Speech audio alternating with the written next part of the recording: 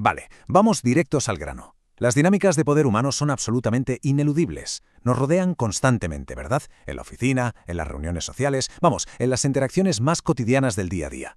Y hay que admitirlo, a menudo, esa sensación de no tener el control sobre estas situaciones resulta francamente insoportable. Pero aquí está la clave del asunto. La conciencia es la forma definitiva de autodefensa. Al comprender cómo operan realmente estas fuerzas subterráneas, es totalmente posible transformar esa vulnerabilidad inicial en una fortaleza inquebrantable. Vale, vamos a meternos de lleno en esto. La fuente principal de nuestra exploración de hoy es el famosísimo libro de Robert Greene, un texto verdaderamente monumental que condensa más de 3000 años de historia en tácticas de supervivencia y dominio.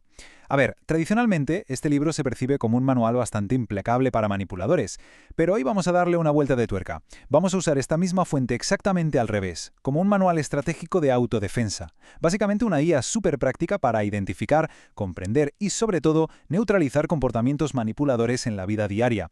Para lograr este dominio, vamos a seguir 5 pasos muy precisos a lo largo de este análisis. Primero, el juego del poder. Luego, cómo atravesar la cortina de humo. Pasaremos a resistir el sabotaje emocional, seguiremos con desenmascarar al espía y cerraremos con el verdadero coste ético.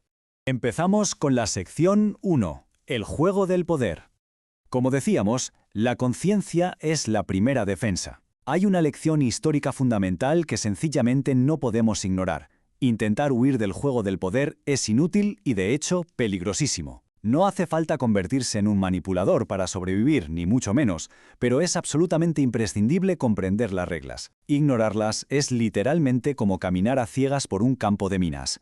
A menudo tenemos esta idea de que la falta de poder o la debilidad es una especie de virtud moral, pero ojo con esto, porque tal como advierten los textos que estamos analizando, la debilidad fingida es con muchísima frecuencia una trampa gigante. Quienes hacen una ostentación exagerada de lo vulnerables que son, normalmente no buscan compasión genuina. ¿Qué va? Están utilizando la astuta táctica de la capitulación. Básicamente se rinden en apariencia para ganar tiempo, desconcertar al adversario y, ¡zas!, atacar cuando se baja la guardia. Pensemos por un momento en esa típica figura de la oficina que siempre parece necesitar rescate o ayuda urgente, solo para terminar llevándose todo el mérito del proyecto una vez que el trabajo duro ya está hecho. Y justo por eso es tan crucial esto que llamamos el enfoque del escudo y la espada. Al estudiar meticulosamente las estratagemas que urdían figuras clave de la historia, lo que hacemos es construirnos un escudo mental súper robusto. Este conocimiento nos permite movernos por entornos profesionales y sociales súper complejos con total seguridad. Porque claro, pasamos a saber exactamente qué intenciones reales se esconden detrás de gestos que, a simple vista, parecen inofensivos.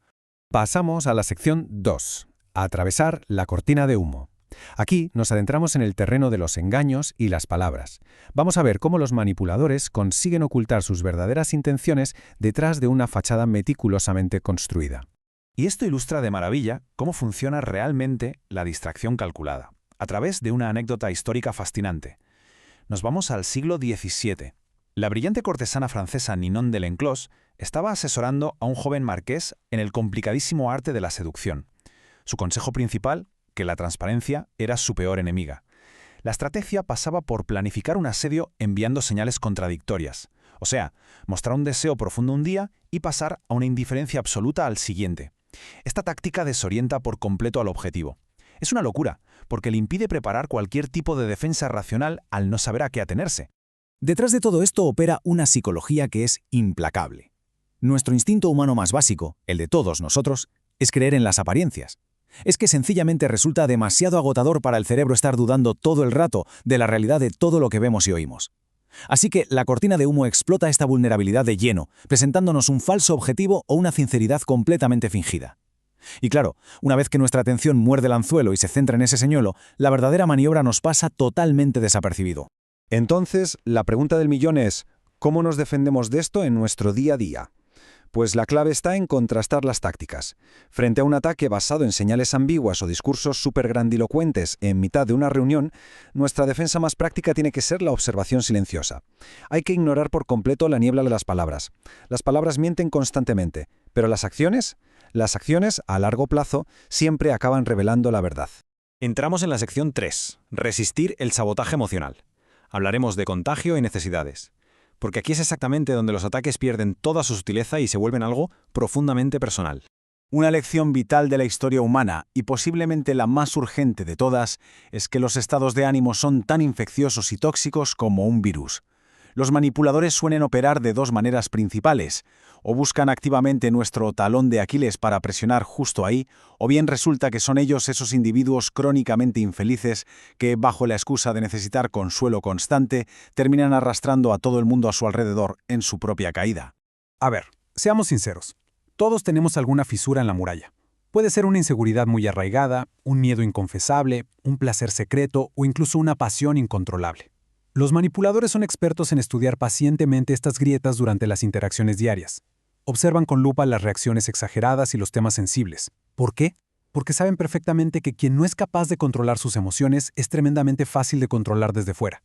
Para lograr neutralizar esta amenaza constante, nuestra acción defensiva requiere un dominio absoluto sobre nosotros mismos. Ante cualquier intento de explotar nuestros miedos o vacíos, la mejor solución es aplicar un distanciamiento objetivo. Al no tomarnos las provocaciones como algo personal y, sobre todo, al reconocer rápidamente cuáles son nuestros propios detonantes, el manipulador pierde todo su apalancamiento. Su poder se evapora al instante. La serenidad es, sin lugar a dudas, la peor pesadilla de quien busca crear el caos. Pasamos a la sección 4. Desenmascarar al espía amistoso. Dejamos a un lado el plano puramente emocional para meternos de lleno en la guerra del control de la información. Ahora, lo verdaderamente interesante de esta diapositiva es darnos cuenta de que el poder genuino depende del control absoluto de la información. Si repensamos nuestras interacciones rutinarias, veremos que un manipulador hábil suele actuar casi como un espía encubierto y amistoso. Ya sea en reuniones supercorteses o simplemente charlando en la máquina de café de la oficina, lo que hacen es formular preguntas indirectas como que no quiere la cosa para descubrir debilidades e intenciones estratégicas sin revelar jamás las suyas propias.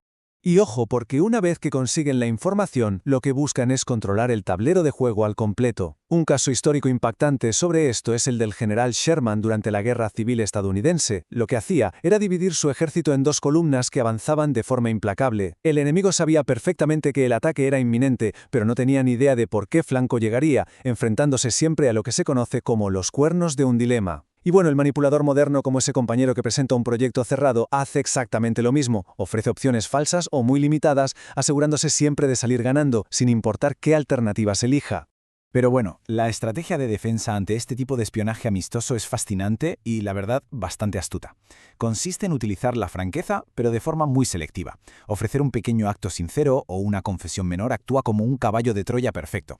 Desarma por completo al espía desconfiado, le hace creer que él tiene el control absoluto de la conversación y, mientras tanto, nosotros protegemos celosamente la información que de verdad importa. Básicamente es usar su propio juego en su contra. Y así llegamos a la quinta y última sección, el verdadero coste ético, las temidas victorias pírricas. Porque claro, es imperativo analizar qué consecuencias tiene a largo plazo vivir y operar bajo estas leyes tan implacables.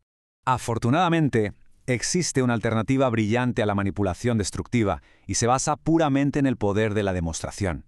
La anécdota de Miguel Ángel es brutal para entender esto.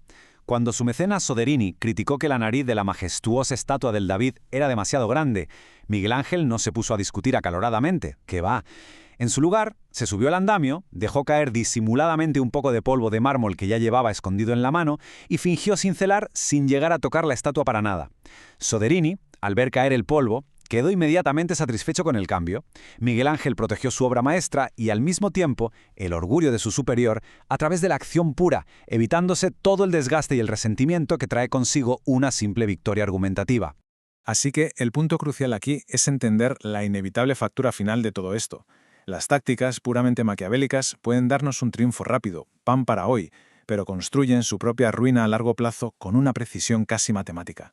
Una victoria verbal genera un resentimiento súper profundo, aplastar por sistema crea un ciclo de venganza, y la coerción solo sirve para sembrar enemigos silenciosos. Todas estas actitudes acaban minando y destruyendo la confianza, que es, al fin y al cabo, la única base real para construir cualquier relación humana que sea sostenible, ya sea en la antigua Roma o en la oficina de hoy en día. Lo que inevitablemente nos lleva a una reflexión final. Al desentrañar hoy todas estas mecánicas del engaño, la distracción y el espionaje, no estamos ni muchísimo menos obligados a practicarlas para hacer daño a nadie. Quede flotando en el aire un desafío fundamental. ¿Acaso la verdadera cúspide del poder humano reside en el triste y agotador arte de manipular a quienes nos rodean? ¿O se encuentra más bien en la maestría absoluta y ética sobre nosotros mismos? Estar alerta y conocer a fondo el juego nos da la libertad total de elegir. Y resulta ser una herramienta magnífica, no solo para protegernos, sino para construir un camino muchísimo más sabio, ético y seguro.